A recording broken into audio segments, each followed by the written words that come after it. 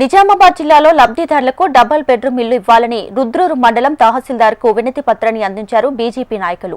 మండలంలోని పలు గ్రామాల్లో వారం రోజులుగా కురిసిన వర్షాలకు రోడ్లన్నీ చెల్లాచెదరయ్యాయని పేర్కొన్నారు. బొప్పాపూర్ దారిలో ఉన్నటువంటి బ్రిడ్జిపై నుంచి వర్షపు నీరు ఇళ్లలోకి ప్రవహించి ప్రజలు ఇబ్బంది పడ్డారని తెలిపారు. అలాంటి నిరుపేదలకు డబుల్ బెడ్రూమ్ ఇల్లు ఇవ్వాలని వారు కోరారు. పార్టీలకు అతీతంగా ఒక కమిటీ వేసి పక్షపాతం లేకుండా లబ్ధిదారులను ఎంపిక చేయాలని బీజేపీ నాయకులు డిమాండ్ చేశారు.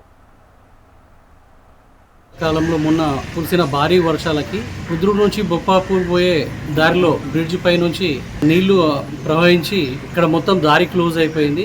ఇది రిపీటెడ్గా ఇదే విధంగా జరుగుతూ ఉంది. కాబట్టి అక్కడ బడ్జెట్ ఇంతకుముందు శాంక్షన్ అయ్యి కూడా ఒకసారి బ్రిడ్జ్ కోసం అది వాపస్ పోయినట్టుగా కూడా మా దృష్టికి వచ్చింది.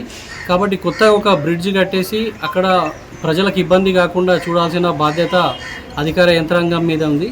అదేవిధంగా వర్షాలకి ఇక్కడ పేదల ఇళ్లలోకి నీళ్ళు వచ్చి ఇక్కడ కాలువ పూడికపోవడం వల్ల, కాలువని కబ్జా చేయడం వల్ల అందరి ఇళ్లలో నీళ్లు చూచి ఊటల ద్వారా నీళ్ళు వచ్చేసి జనాలు చాలా ఇబ్బంది పడ్డారు.